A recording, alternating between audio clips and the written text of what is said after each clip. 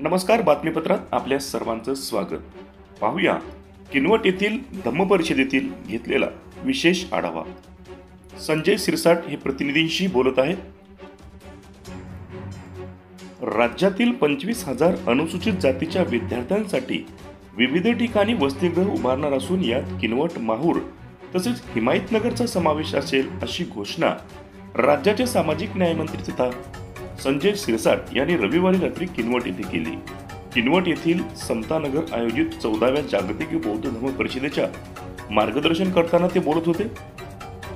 यावेळी त्यांच्या समवेत किनवटचे आमदार भीमराव केराम, हदगावचे आमदार बाबूराव कदम कोहळीकर, उमरखेडचे माजी आमदार विजय खडसे, धम्म परिषदेचे स्वागत अध्यक्ष प्राचार्य डॉक्टर मोहनराव मोरे, संयोजक दया पाटील, अध्यक्ष सुनील भरणे आदींची उपस्थिती होती. विद्यार्थ्यांना खऱ्या अर्थाने शिक्षणाच्या प्रवाहात आणण्याचा शासनाचा मानस आहे. किनवटमध्ये 100 मुलांसाठी तर माहूर व हिमायतनगरमध्ये 100 मुलींसाठी 15 ते 20 कोटी रुपयांची वसतिगृह उभारण्यात येणार असून येत्या 3 ते 4 महिन्यात कामाच्या भूमिपूजनाला आपण स्वतः येणार असल्याचे प्रतिपादन यावेळी संजय सिरसाट यांनी केले आहे. किनवटमध्ये सातत्याने 14 वर्षापासून धम्म परिषद होते. ही बाब कौतुकास्पद आहे. बाबासाहेबांनी काय निर्माण केले हे पाहायचे, ऐकायचे असेल तर धम्म परिषद आले पाहिजे. समाज जागरूक होत असला तरी समाज व्यवस्था परिपूर्ण नाही. अन्याय, अत्याचार सुरूच आहेत. समाजाने मागणारे नव्हे तर देणारे व्हावे. बाबासाहेबांची ताकद इतकी प्रचंड आहे की त्यांच्या नावाशिवाय राजकारणच होऊ शकत नाही. समाजाने चिंता न करता संघर्षातून पुढे यावे असे आवाहन त्यांनी केले. यावेळी आमदार भीमराव केराम, आमदार बाबूराव कदम, विजय खडसे यांनीही भाषण केले. सूत्रसंचालन उत्तम कानिंदे यांनी केले. ॲडव्होकेट सुनील एरेकर यांनी आभार मानले.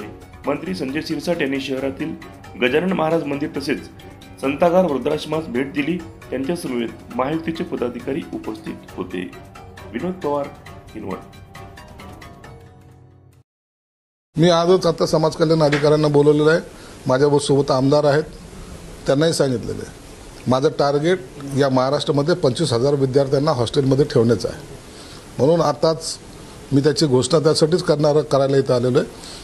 किनवटमध्ये मुलांचं हॉस्टेल हे 100 मुलांचं हॉस्टेल इथं होईल.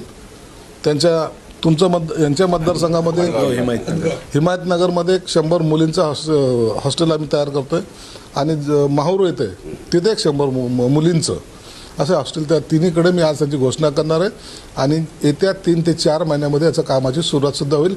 याला एकंदरीत खर्च जवळपास 15 ते 20 कोटी रुपये येईल.